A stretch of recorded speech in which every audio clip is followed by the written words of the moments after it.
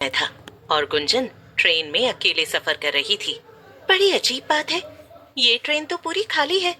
सिर्फ ये दो आदमी और औरत ही दिखाई दे रहे हैं। गुंजन के सामने एक आदमी बैठा था और दूसरी तरफ एक औरत। अचानक से वो आदमी ट्रेन के बाहर देखता है और जोर से चिल्ला कर कहता है, राजगढ़ का स्टेशन आने वाला है, सब लोग चौकन्ने हो जाओ। इतना कहकर वो आदमी आंखें बंद कर लेता है। ऐसा लग रहा था जैसे वो सो गया हो। ये देखकर गुंजन चौंक जाती है। अरे ये क्या था, बड़ा ही पागल आदमी है, ऐसे अचानक से चिल्लाया क्यों? और इसके चिल्लाने के बाद बाकी सब भी आंख बंद करके सो गए। अजीब है।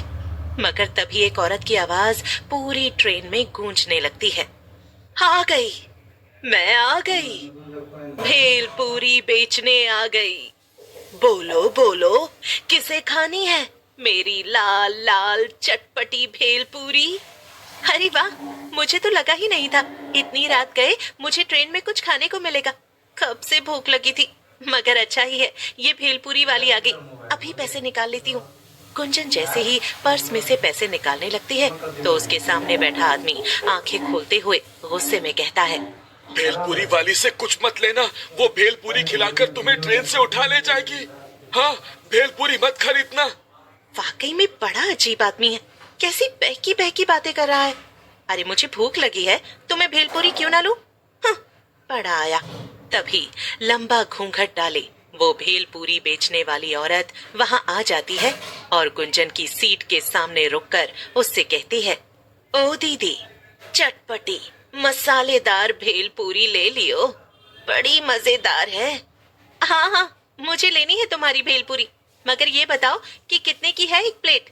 अरे ले लो, पहले खा कर तो देखो, फिर बताएंगे दाम। अच्छा ये भी सही है, लाओ फिर खिलाओ। गुंजन औरत के हाथ से भेलपूरी ले लेती है और खाने लगती है। वाह, अरे वाह वाह, क्या भेलपूरी बनाई है, मजा ही आ गया। और ये पागल आदमी मुझसे कह रहा था कि मैं भेलपूरी ना खरीदूं। अच्छा अब बताओ इसके पैसे कितने हुए? लेकिन वो औरत कुछ नहीं कहती, उल्टा जोर जोर से डरावनी हंसी हंसने लगती है।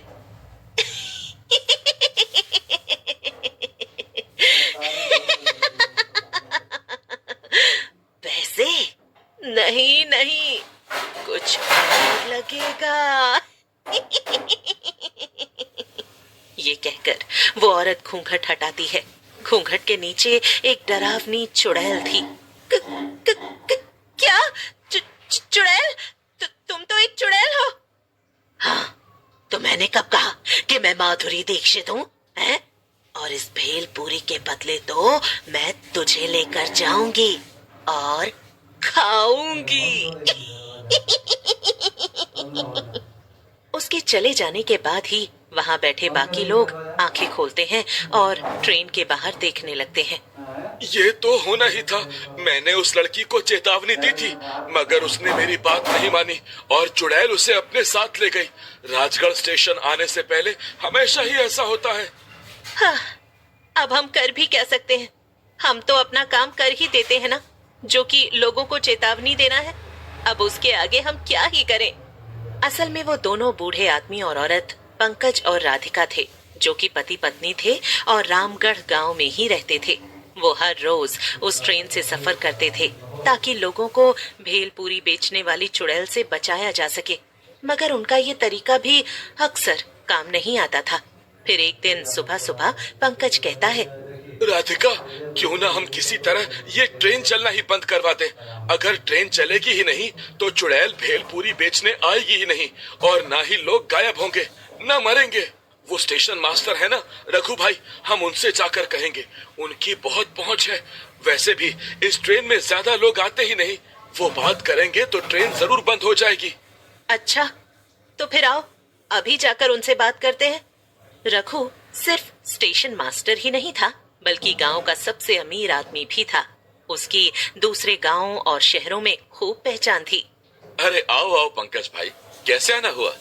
रघु भैया, आप तो जानते हैं कि हमारे स्टेशन से गुजरने वाली जो ट्रेन है, पिछले 3 महीनों से उस पर एक भेलपूरी बेचने वाली चुड़ैल का साया मंडराने लगा है। वो रात को आती है और जो भी उससे भेलपूरी खरीदता है उसे अपने साथ ले जाकर मार देती है।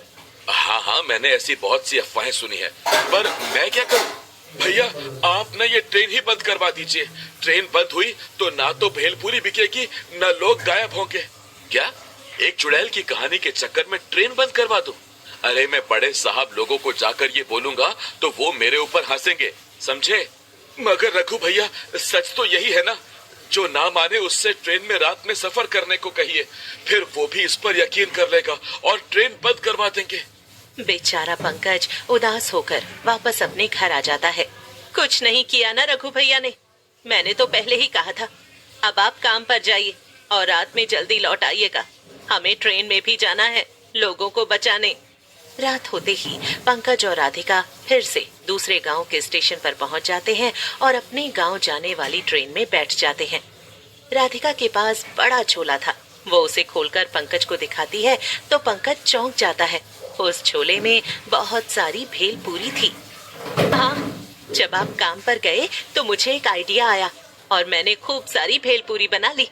अब मैं चुड़ैल से पहले सबको भेलपूरी बेच दूंगी और फिर कोई भी उसकी भेलपूरी खरीदेगा ही नहीं।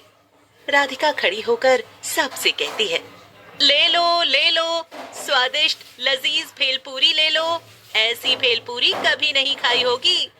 अच्छा, इतनी अच्छी है क्या? लाओ फिर जरा मुझे भी खिलाओ।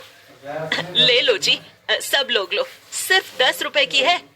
रामगढ़ का स्टेशन आते आते राधिका ट्रेन में बैठे सभी लोगों को भेलपूरी बेच देती है। हाँ, हो गया जी, अब तो आज इनमें से कोई भी और भेलपूरी नहीं खरीदने वाला।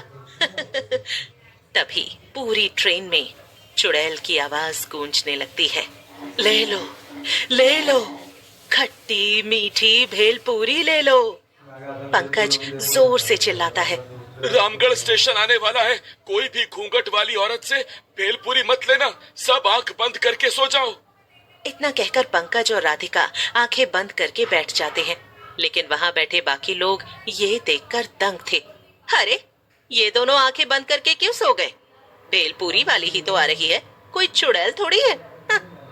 तभी घूंघट डाले चुड़ैल शीतल की सीट के सामने आकर खड़ी हो जाती है।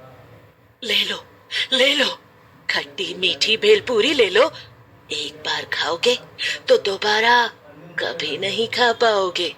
हैं? क्या मतलब? एक बार मेरी भेलपूरी खाओगे तो दोबारा कहीं और से नहीं खाओगे। हाँ, वैसे तो हम पहले ही भेलपूरी खरीद चुके हैं, मगर तुम अपनी भेलपूरी की इतनी तारीफ कर रही हो तो खिला ही दो। हाँ, लीजिए ना। लेकिन चुड़ैल शीतल को भेलपूरी देती इससे पहले ही राधिका बीच में बोल पड़ती है, नहीं, इसकी भेलपूरी मत लो, ये एक चुड़ैल है, ये तुम्हें ले जाएगी। क्या? कुछ भी? मैं सच कह रही हूँ, तुमने भेलपूरी खाई तो ये तुम्हें ले जाएगी। अच्छा, मगर मैंने तो तुम्हारी भेलपूरी भी खाई थी, तुम तो मुझे चुड़ैल बनकर अपने साथ नहीं ले गई। देखो, मैं तुम्हें चेतावनी दे रही हूँ, इसे मत खाना। शीतल जैसे ही भेलपूरी खाने जाती है, राधिका उसे रोक देती है और उसकी जगह वो चुड़ैल की भेलपूरी खा लेती है। वाह वाह, चलो फिर अब मेरे साथ मेरा खाना बनने चलो। चुड़ैल राधिका को उसके बड़े भेलपूरी के झोले के साथ उठा लेती है। ये देखकर वहां बैठे बाकी लोग चौंक जाते हैं। बेचारा पंकज बहुत रोता है, मगर वो कर भी क्या सकता था? अब तो उसके पास एक ही काम था और वो था अकेले ही लोगों को बचाना। अगले दिन फिर से वो रात में ट्रेन में आकर बैठ जाता है। फिर जैसे ही घूंघट डाले चुड़ैल भेलपूरी लेकर वहां आती है। भेलपूरी ले लो, खट्टी मीठी। लेकिन अब तो पंकज भी जान गया था कि लोग उसकी बात नहीं सुनेंगे। लेकिन तभी कुछ ऐसा होता है जिसे देखकर पंकज चौंक जाता है। वो चुड़ैल पंकज के पास आती है। ये लो, आप भेलपूरी नहीं खाएंगे? पंकज कुछ कहता उससे पहले ही चुड़ैल उसे भेलपूरी खिला देती है और भेलपूरी खाकर पंकज सब समझ जाता है। यानी तुम वो चुड़ैल नहीं बल्कि राधिका हो?